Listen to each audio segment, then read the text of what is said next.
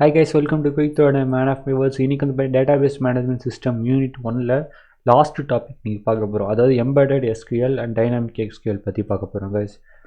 And இதுக்கு முன்னாடி நம்ம யூனிட் 1ல பார்த்தீங்கன்னா பர்பஸ் ஆஃப் டேட்டாபேஸ் சிஸ்டம் பார்த்துட்டோம், வியூஸ் ஆஃப் டேட்டாவும் பார்த்தாச்சு, டேட்டா மாடல்ஸும் பார்த்துட்டோம், அண்ட் டேட்டாபேஸ் சிஸ்டம் ஆர்கிடெக்சர்ஸ் பற்றி பார்த்துருக்கோம். Next introduction of relational database பற்றி பார்த்துட்டோம், and relational models and keys.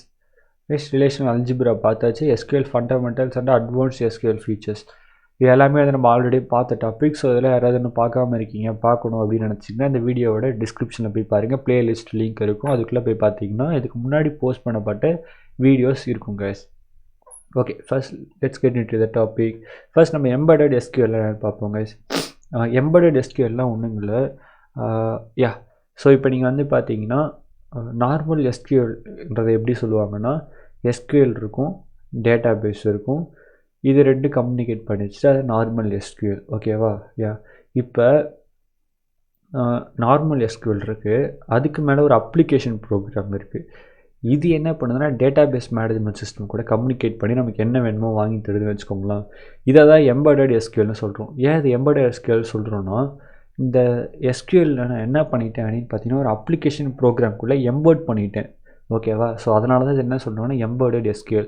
எக்ஸாம்பிளுக்கு நம்ம ஆல்ரெடி பைத்தானில் வந்து பார்த்திங்கன்னா கான்டாக்ட் அப்ளிகேஷன் ஒன்று க்ரியேட் பண்ணியிருப்போம். ஸோ அந்த கான்டாக்ட் அப்ளிகேஷனை இந்த அப்ளிகேஷனை எடுத்துக்கிட்டிங்கன்னா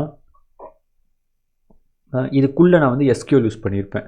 அதாவது இந்த பைத்தான் ப்ரோக்ராம்குள்ளே நான் எஸ்கியூஎல் யூஸ் பண்ணி தான் டேட்டாபேஸ் கூட கம்யூனிகேட் பண்ணி எனக்கு என்ன டேட்டா வேணுமோ அதை எடுத்திருப்பேன். ஸோ அப்போ வந்து பார்க்க போனீங்கன்னா அந்த ப்ரோக்ராமை வந்து நம்ம ஒரு பெஸ்ட் எக்ஸாம்பிள் ஃபார் எம்பெடட் எஸ்கியூஎல்னு சொல்லலாம் கைஸ். ஓகேவாயா? ஸோ அவ்வளோதான்.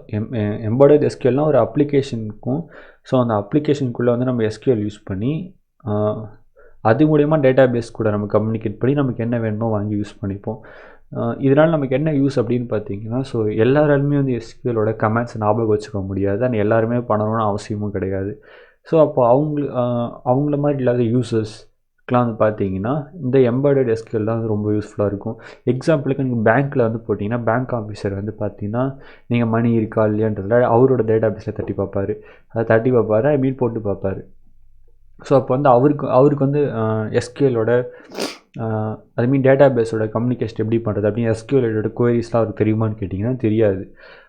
ஆனால் அவர் எப்படி எடுக்கிறாருன்னு பார்த்தீங்கன்னா ஆல்ரெடி ஒரு ப்ரோக்ராம் இருக்கும், அந்த ப்ரோக்ராமில் இது பண்ணால் இது பண்ணணும் அப்படி சொல்லி ஆல்ரெடி டைப் பண்ணி வச்சுருப்பாங்க. ஸோ அந்த மெத்தட்ஸ் யூஸ் பண்ணி தான் அதுதான் இந்த அப்ளிகேஷன் ப்ரோக்ராம். ஓகே. ஸோ அதை யூஸ் பண்ணி டேட்டாபேஸுக்குள்ளே இருக்கிறத எடுப்பாங்க. ஸோ இது வந்து ஒரு best example for embedded SQL. And next dynamic எஸ்கியூஎல்னு சொல்லுவாங்க. அதே சேம் பேங்க்கே நம்ம எக்ஸாம்பிளாக எடுத்துக்கிட்டோன்னு வச்சுக்கோங்களேன். ஓகே.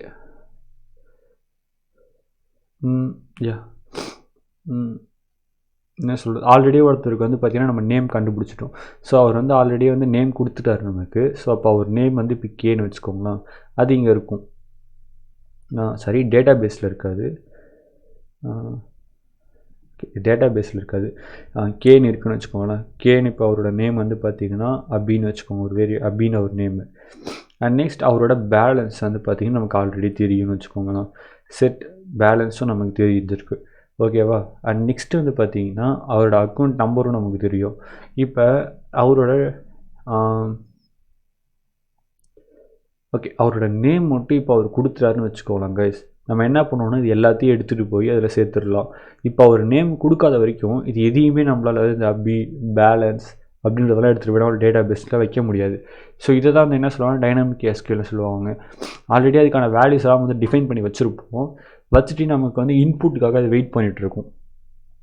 ஸோ அந்த இன்புட் நம்ம கொடுத்த உடனே என்ன பண்ணோம் அப்படின்னு பார்த்தீங்கன்னா அந்த எஸ்கியூஎல் குவீரிஸை at the time, so run டைமில் என்ன பண்ணணும்னா ப்ரோக்ராம் பண்ணி அது டேட்டாபேஸில் ஏற்றிடும். ஸோ அதுதான் SQL. Dynamic SQL allows the program to construct and submit the SQL queries at a run time. Example of uses of dynamic SQL within C. இப்போ வந்து நீங்கள் வந்து சி ப்ரோக்ராமே கூட எடுத்துக்கோங்களா.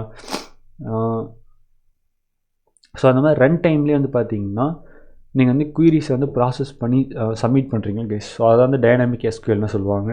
அண்ட் இதோட பெருசாக வந்து டிஃபைன் பண்ணுறதுக்கு எதுவும் கிடையாது. ஜஸ்ட் டைனமிக் எஸ்கியூஎல்ன்றது சின்ன பார்ட்டு தான். ரன் டைம்லேயே நம்ம வந்து எஸ்கியூஎல் குவீரிஸை சப்மிட் பண்ணி அதை ப்ராசஸ் பண்ணோன்னா அது டைனாமிக் எஸ்கியூஎல்னு சொல்லுவாங்க கைஸ். அண்ட் உங்களுக்கு புரிஞ்சிருக்கும் நம்புகிறேன். தேங்க்ஸ் ஃபார் வாட்சிங் இந்த வீடியோ. Love you guys. இன்னொரு வீடியோவில் மீட் பண்ணுவோம்.